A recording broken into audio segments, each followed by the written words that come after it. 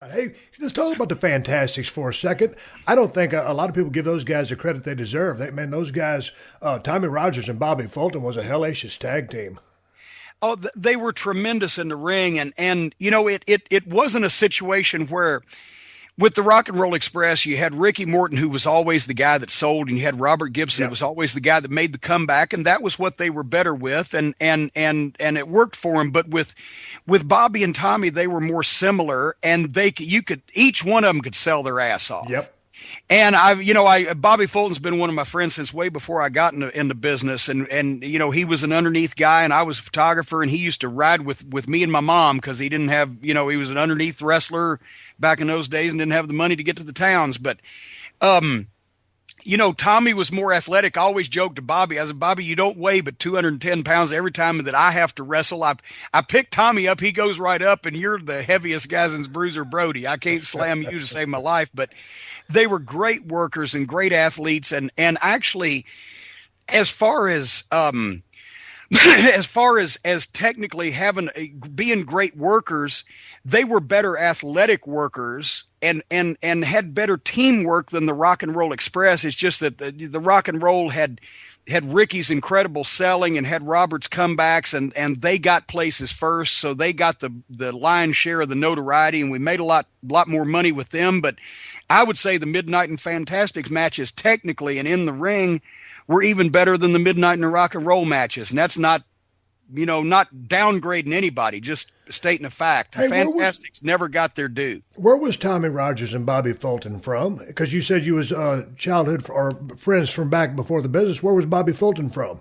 Bobby's from Chillicothe, Ohio, and he started working at the time. They didn't call it independent wrestling; they called it outlaw wrestling. Right. It wasn't the recognized territory in the area, but he started as an outlaw wrestler when he was 16 years old, I guess, and worked in that capacity for 3 or 4 years till finally he got a spot with Jerry Jarrett in the Memphis territory. And Tommy Rogers also actually was, I believe he's originally from Florida. He lives out in Hawaii now, so he's smarter than all of What's he us. doing out there? Sitting on the beach, as far as I know, man. His work caught up with him for a while. I believe he had a hip replacement, and he hadn't wrestled in quite a while. But Tommy was from Florida, and he got into business in the early '80s. And Bobby had been wrestling since he was a teenager in the late '70s, and Bobby and Tommy Rogers were not the original Fantastics. Now, here's a little trivia for you. Great. What happened was Bobby Fulton was working in Memphis when Bill Dundee lost one of his power plays with Jerry Lawler. Lawler took the book, and Dundee had to go away for a while. And Jerry Jarrett had been talking to Ole Anderson down in Georgia, and Ole's Georgia towns were on their ass. This was 1983 because they were concentrating on their northern tours in Ohio and Michigan off of TBS. And so anyway, Ole made a deal with Jerry Jarrett: send me a crew down to Atlanta, and they're gonna run my Georgia towns. We'll do a studio TV in Chattanooga, and they'll run Chattanooga and Knoxville and Augusta and Macon and all the Georgia towns, right? Columbus.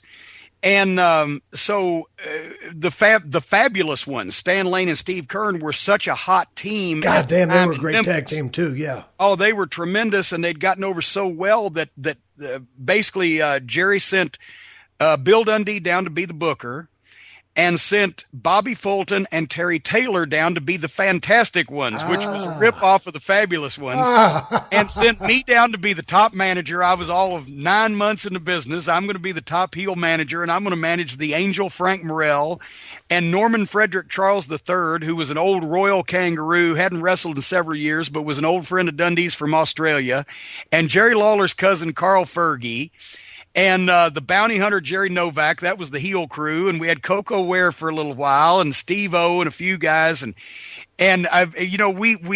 actually it was great. We did tremendous business. In 6 weeks, we doubled the houses from nothing to next to nothing. And then finally, Ole came in one day. We were shooting promos at TBS for this off-brand fucking circuit, and Ole came in. And it's the only actually the first time I'd ever been fired, but I didn't feel like that I was fired because his exact quote was, "Don't do this anymore." And Dundee said, "What? You mean the promos?" He said, "No, the whole territory." He closed the whole territory down after 6 weeks and said this was a bad idea. But when you took a bunch of guys that the Georgia fans had never heard of, and all of a sudden they replaced the Georgia wrestling superstars with this little studio TV taped in front of 30 fans in Chattanooga at Channel 3. That's what you got. So, but it was a great experience, learning experience for me. Only being 9 months in the business and only having worked Memphis to go down and be the top guy. I was the top heel manager in a phone booth. And it was great experience. And Frank Morrell was my teacher. You remember Frank from when I came to USWA, he was refereeing at the time. Yeah, he had a wrestling career for like 25 years at that point, and then he retired into the referee role. But I rode with him and Dundee and Ronnie West, the great referee from Georgia, for so many years, and learned so much. I mean, Frank Morrell one time said to me, he said, I was complaining because, oh God, we're going to go all this way and we're only going to make $50. He said, "Boy, you ever seen $50 worth of ham and eggs on a plate?" Well, okay, point taken. Another time it was 100 degrees in a rec center building somewhere. And I said, well, maybe I'll just go out without my jacket on. He said, "Kid, if it's too hot to wear your gimmick, it's too hot to work." He was full of that. Yeah. And I was able to learn some of these things from these guys that had been everywhere and seen everything and done everything.